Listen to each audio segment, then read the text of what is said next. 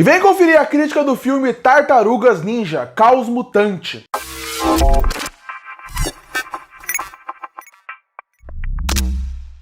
E eu finalmente consegui assistir o mais novo filme animado das Tartarugas Ninja, chamado Tartarugas Ninja: Caos Mutante. Filme esse que promete apresentar as Tartarugas Ninja para uma nova geração, ao mesmo tempo que vai fazer com que a velha geração que cresceu assistindo os personagens consiga se sentir representado vendo o filme. Filme esse que também já se vendeu não sendo como um filme solo, até porque o filme tem cena pós-créditos e também já anunciaram que vai ter série de TV, outros filmes. Então esse aqui é o começo provavelmente de uma franquia de Tartarugas Ninja. Eu acho que nesse filme ele tem coisas muito boas, muito positivas, que tem que se destacar, mas ao mesmo tempo tem alguns pontos muito negativos que me incomodaram bastante, que fazem com que esse aqui não se torne um filme excelente pra mim. Seja um bom filme, um bom entretenimento, mas só isso, um bom filme. Porque tecnicamente eu achei esse filme muito acima da média. Eu gosto muito que as animações encontraram um novo perfil para fazer seus filmes, que seria seguir o Aranhaverso. Você vê que nos últimos filmes que saíram animados, que não envolvem a Disney ou a Pixar,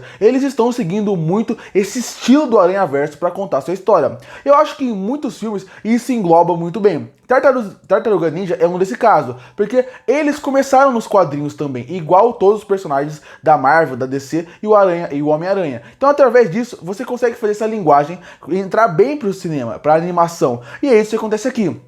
Tecnicamente, eu gosto muito de como eles deixam a Nova York muito viva. Eu acho que isso é fundamental, porque pra mim, as Tartarugas Ninja e Nova York são um personagem. Nova York tem que ser um personagem do seu filme. Eles têm que realmente sentirem as tartarugas lá. E isso eles fazem muito bem. A animação deixa a Nova York viva, deixa a Nova York real, através da sua iluminação, através da sua animação, através das suas cores. E isso é muito bom. O mesmo vale para as Tartarugas Ninjas. Eu gosto muito de como eles trabalham bem a estética deles, o design deles, o design dos personagens que a gente já conhece, meio que remodelados, e isso também funciona bem. Sem contar que eu gosto da ação do filme, e essa parte técnica acaba fluindo muito bem. A animação flui muito bem, a parte das cores vai muito bem, a fluidez do filme na parte da ação, do diálogo, da relação entre eles vai muito bem. E também gosto muito do design. Você vê que quem produziu esse filme se preocupa muito com o universo das Tartarugas Ninja. Não só em relação aos personagens principais, ou os coadjuvantes, ou os vilões,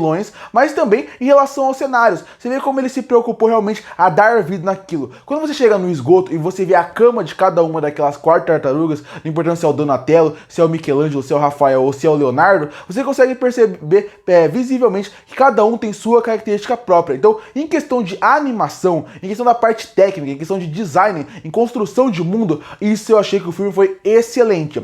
Sem contar que eu adorei a trilha sonora original, a parte de músicas que eles realmente criaram para o filme, uma versão mais rap, que funcionou muito bem. Algumas músicas que eles colocaram durante o filme, que era mais para homenagear os anos 90, 80, eu acho que aí ficou um pouquinho fora de tom. Eu acho que nem todas as cenas eles encaixam tão bem, e algumas até contradizem o que está acontecendo em cena. Mas de modo geral, isso foi muito bom. E o outro ponto que eles acertam perfeitamente bem seria nas 4 tartarugas, como eu já mencionei: Michelangelo, Donatello, Rafael e Leonardo. Eles 4 têm uma química muito boa e uma dinâmica muito boa. Então até nos piores momentos do filme, eles conseguem te deixar preso lá, porque a dinâmica dos irmãos funciona muito bem. Você vê como eles são companheiros, tanto na parte da luta, como na parte de realmente de serem irmãos, o companheirismo de cada um. E isso ajuda de novo, na pessoa que conhecia muito os personagens, porque cada um, desde a parte da sua luta, do seu estilo de luta, até a forma como eles falam, acaba fazendo com que cada um tenha um design próprio, e acaba fazendo com que cada um tenha a sua diferença. Então individualmente eles até funcionam bem, mas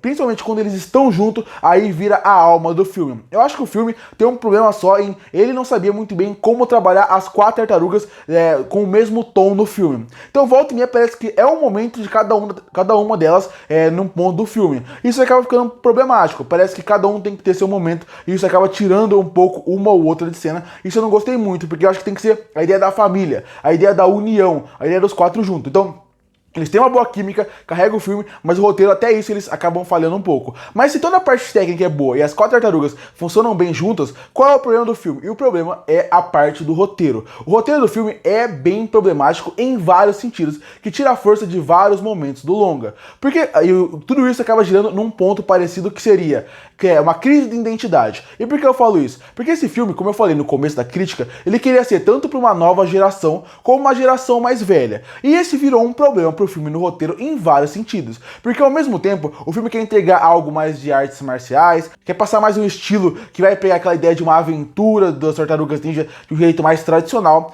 Mas por outro lado, ao mesmo tempo, querem passar algo mais atual, mais moderno. Misturando, por exemplo, vídeo deles gravando vídeo deles mesmos, coisas mais rápidas, uma ação mais rápida, para atrair uma nova geração. E aí que gerou uma crise de identidade. Então, por exemplo, algumas piadas do filme acabam funcionando bem, mas tem muitas que são exageradas a um ponto que não deveria existir. Eu vou dar exemplo de uma para não entrar em spoilers tão grandes do filme, envolvendo a April O'Neil. Tem uma piada envolvendo essa personagem, que envolve ela aparecendo na frente da câmera, que ela não deveria existir. É aquela piada exagerada para uma nova geração, para pessoas mais novas pegarem, mas ela não deveria estar lá porque ela não funciona. Sem contar que tem algumas piadas que eles repetem algumas vezes e acabam ficando cansativas. Então a comédia é um exemplo, mas o filme inteiro funciona assim. Alguns momentos eles conseguem apresentar bem os personagens e ir trabalhando bem. Outras horas, já que tem que fazer um filme muito apressado, eles acabam se perdendo nessa situação e fazendo com que alguns personagens não sejam tão bem explorados assim, os antagonistas percam força ao longo do filme. Inclusive, o filme coloca muito mais personagens do que deveria ter, e isso tira muito o papel do principal vilão do filme. Você vê que os antagonistas, que tem um potencial gigantesco de crescer ao longo do filme, perdem o seu espaço ao longo do filme. Ou até o vilão principal perde espaço ao longo do filme, porque tem tantos vilões, tanta coisa acontecendo em tela, que acaba fazendo com que ele perca sua força. E quando você não tem um antagonista forte, os protagonistas também sofrem com isso. Porque sem um grande vilão, o herói sofre, porque você não tem contra quem torcer pra ele ganhar. E é meio que isso que acontece aqui. Sem contar que o roteiro quis amenizar muito o que é o herói e o que é o vilão. Quis colocar meio que... não quis colocar um preto no branco, quis colocar realmente tons de cinza, pra mostrar que todo mundo, nem todo mundo é bom, nem todo mundo é mal. Existem pessoas que são anti-heróis, que tem uma ideia diferente. Só que a forma como eles fizeram, não sendo tão explícita, fez com que os vilões ao longo do filme perdessem bastante sua força, e o filme perde sua força a partir daí. Como eu já falei também, perde um pouco a força os personagens principais, no ponto de como eles são trabalhados. Às vezes algum tem mais espaço que outro, e se sente falta de outros personagens. E também mudaram algumas coisas na origem dos personagens que eu não gostei muito, e eu não sei como é que eles vão trabalhar futuramente, mas também não me agradou muito.